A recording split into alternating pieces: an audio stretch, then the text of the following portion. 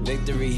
I just got another victory. Opposition said they sick of me. We turn their future to history. They try to hit me, they missing me. Ooh, they in the way. They getting stepped on back in the day. We who they slept on. You see my place. It's never. What's going on, Knicks Nation? I want to welcome you back to Sheer Brilliance Knicks. Wanted to do a quick video on the Dallas pick situation. All right. So the New York Knicks, in the Kristaps Porzingis trade, was able to secure a top 10 protected pick from the Dallas Mavericks. All right. And in recent days, there's been a lot of controversy surrounding the Dallas Mavericks and that pick. And if you are following me on Twitter, you already know what my take is. The New York Knicks are looking to be in such a fortunate position. Not only have we held up our end in the trade or the free agent acquisition of Jalen Brunson from the Dallas Mavericks, as shone a light on the Dallas Mavericks organization that their front office dropped the ball on that one. But we are also in a position to not only have made playoffs as a result of that acquisition, but to possibly still get a nice draft pick from the Dallas Mavericks. If the lottery balls come up and the Dallas Mavericks do not show up in the top 10, then the New York Knicks will get that pick. So if it's between 11 and 15, this is one of the deepest drafts in years. That pick is the New York Knicks. So it'll be a situation in which the mildly rich will get a little bit richer. Tell them to bring me my money. And that's something that we're excited for. Now, it didn't help our cause in recent days when the Dallas Mavericks intentionally chose to sit down their two star players, Kyrie Irving and Luka Doncic. They did it strategically. They actually announced it informally. And then there was some pushback. There was pushback from those two legendary players. And then there was some pushback in the media that, wait, why would you do that? You're going to, that's not good for the game, etc. But obviously Mark Cuban don't care about that. Mark Cuban feels as if he could make his own rules. And he boo-booed in the face of the commissioner. And what he did ultimately was he found a way to keep those players off of the floor. And he put all of his bench in. And there was many games that they dropped at the end of the season, but two very important games that would have helped position the New York Knicks in a little bit better position to be able to get that pick. They lost those games, thus keeping the Dallas Mavericks in position to be within the top 10. Now, I was probably one of the first fans, at least, to post on Twitter and talk about how this is a complete slap in the face of the NBA, their rules on not tanking, and it was also a slap in the face to the New York Knicks by Mark Cuban, who in recent days came out in a way, shape, or form and tried to slander Jalen Brunson's parents by saying this is what happens when family gets involved. This negotiation should have been a much easier.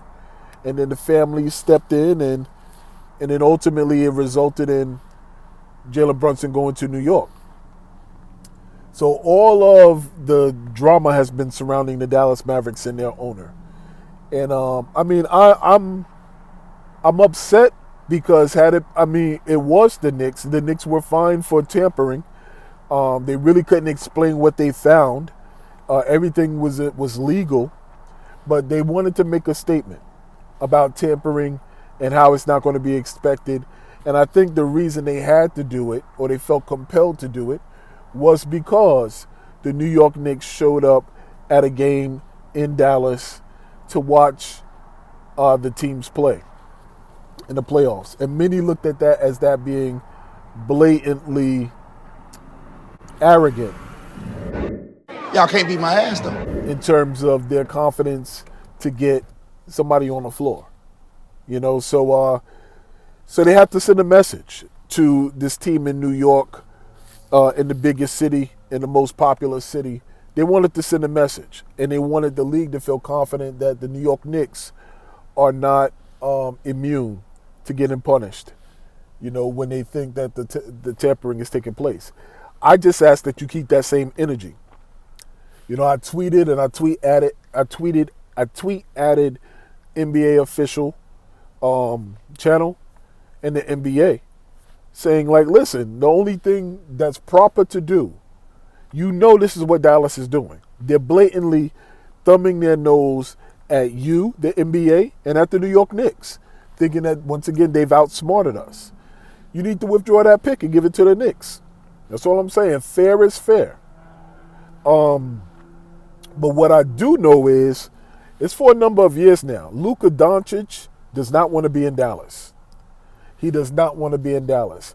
I love it in that they asked him outright, what do you think about Jalen Brunson? Like, what do you think about Jalen Brunson? And, do you miss Jalen Brunson? How much do you miss Jalen Brunson? And he said, a lot, And you could tell he didn't want to go in too much because he knew that what he had already said was going to be a story. How about I start shooting? So then he want to get too deep on it.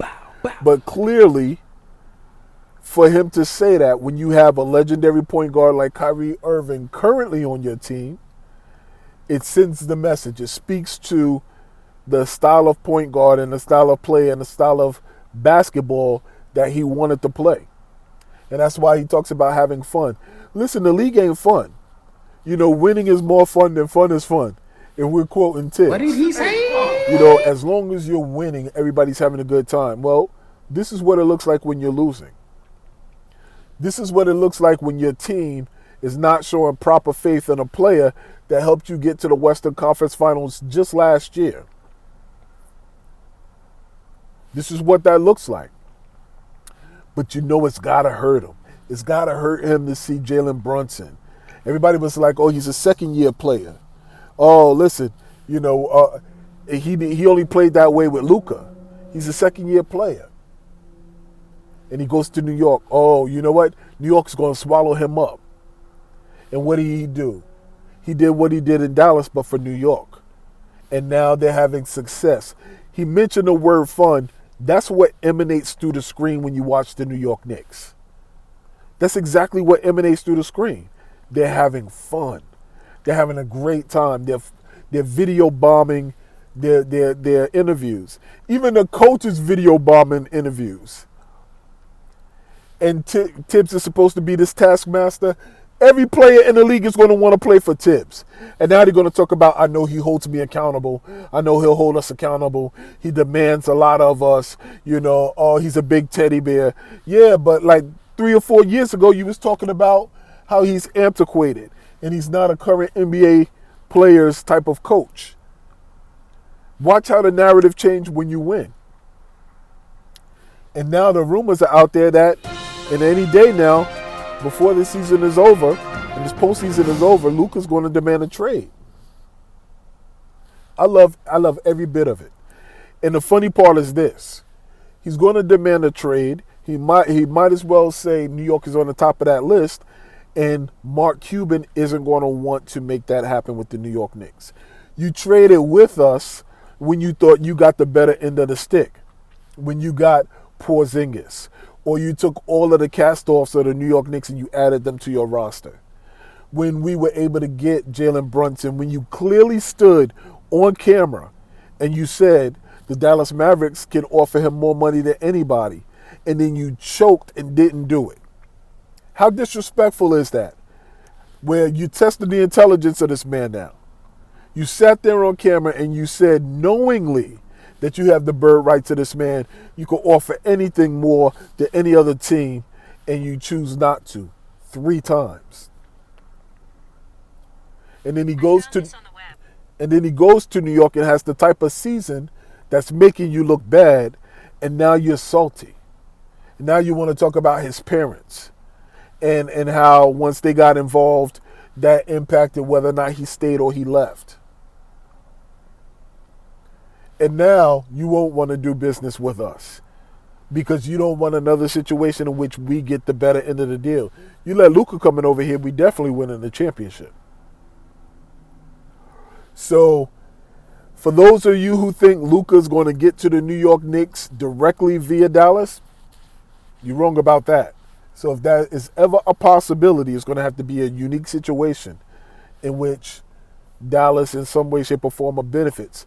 Because already the New York Knicks front office has done to Dallas what Masai Ujiri had done to us a few times in a row.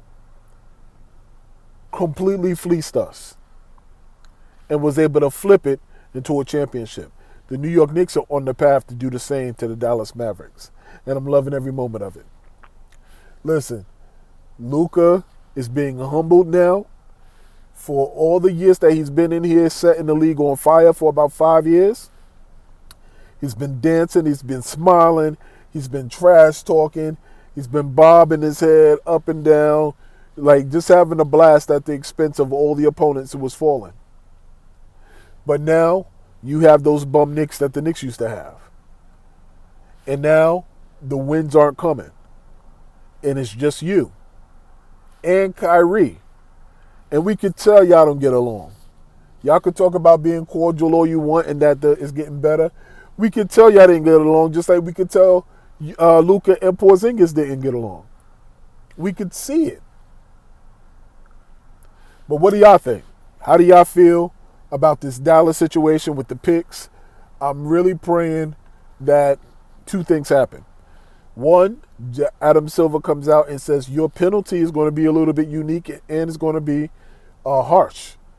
That pick, I'm going to automatically give to the New York Knicks. So I hope that's one outcome. Or the other outcome could be that when them ping pong balls bounce, Dallas isn't in the top 10. And that they move down to the 11th spot and they have to give the pick to the New York Knicks at number 11. That's when you know the basketball gods are smiling down on your New York Knicks and times are going to be changing. But I swear to goodness, if these New York Knicks win the NBA title this year or next year, y'all going to have to donate to my channel. $5. $5. Y'all going to have to donate to my channel if the New York Knicks this year or next year win the NBA championship. Because I called it, I've been calling in my videos and people been looking at me like, you crazy. You crazy. Nah, son, nah, you wildin'. That's how they've been looking at me. All right? So what do y'all think? What do y'all think about the Dallas pick? What do y'all think about the Dallas situation? Give me your thoughts. Leave your comments in the comment section below. Do me a favor, subscribe to this channel. Throw your thumbs up. And keep this in mind. Same thing applies to life that applies to our team. If there's no struggle, there's no progress. But also remember this. We got next. Actually, we got now. Sheer Brilliance Knicks. Peace. Victory, I just got another victory. Opposition said they sick of me. We turn their future to history. They try to hit me, they missing me. Ooh, they in the way. They getting stepped on back in the day. We who they slept on. You see my place, it's never